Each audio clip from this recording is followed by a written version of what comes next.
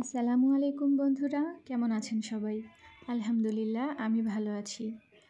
কি সুন্দর দুইটা গ্লাডিওলাস ফুলের স্টিক, তাই না? এই দুইটা কিন্তু আমি ক্লে দিয়ে বানিয়েছি। পাশে ছিল একটা রজনীগন্ধার স্টিক, ওইটাও আমি বানিয়েছি। তো যাই হোক, আজকে আমি আপনাদেরকে দেখাবো কিভাবে আমি এই গ্লাডিওলাস ফুলের স্টিক দুটো বানিয়ে নিলাম। আমি এখানে বেগুনি কালার যেই ফুলটা, ওইটাই আপনাদেরকে বানিয়ে দেখাচ্ছি। এই গ্লাডিওলাসের ভিতরে কিন্তু বেগুনি কালার ফুলের ডিমান্ড অনেক বেশি, আর এটা দামটাও বেশি রাখে নর্মালি অন্যান্য কালারের থেকে। হলুদ এবং বেগুনি এই দুইটা গ্লাডিওলাস কিন্তু বেশি দাম রাখে সাদাটার তুলনায়। তো যাই হোক, এভাবে প্রথমে 3টা পাপড়ি তৈরি করে নিলাম, একটু ছোট তুলনামূলক। আর 3টা পাপড়ির প্রয়োজন হবে আমার। সেই এই 3টার থেকে আর একটু বড় হবে, আর সেগুলো একটু ফ্ল্যাট টাইপের হবে।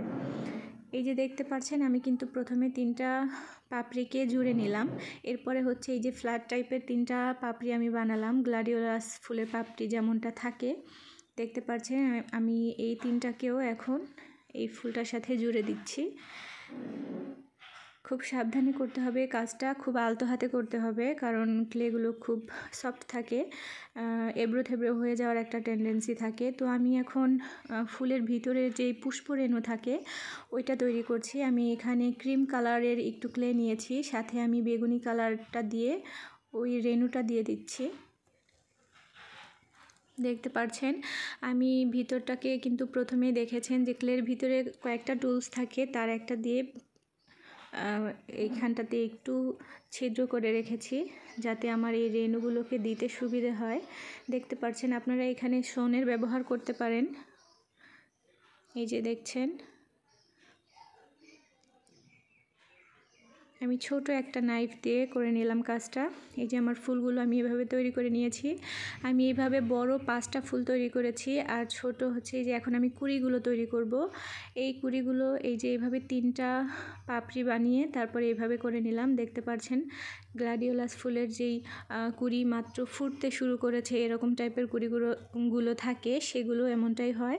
আর এটা হচ্ছে একদম ইম্যাচিওর কুড়ি, যেটা এখনও ফুটেনি, একদম আগার দিকে থাকে, আমি সেইটাও বানিয়ে নিয়েছি। এখন এই যে প্রথমে যে স্টিকটা আমি কালার করে নিয়েছিলাম, একটা কাঠের স্টিকে আমি সবুজ কালার করে নিয়েছি, সেটার উপরে আমি কিছুটা গ্লু লাগিয়েছি, ফেভিকল গ্লু যেটা থাকে ক্লের কাজ করার জন্য, সেটাই আমি নিয়েছিলাম।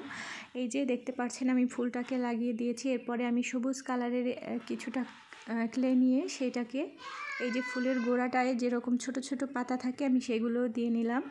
দেখতে পাচ্ছেন, এই যে এভাবে আমি সবগুলো ফুলকে লাগিয়ে নিয়েছি স্টিকের সাথে। সেমভাবে হলুদটাও করে নিয়েছি।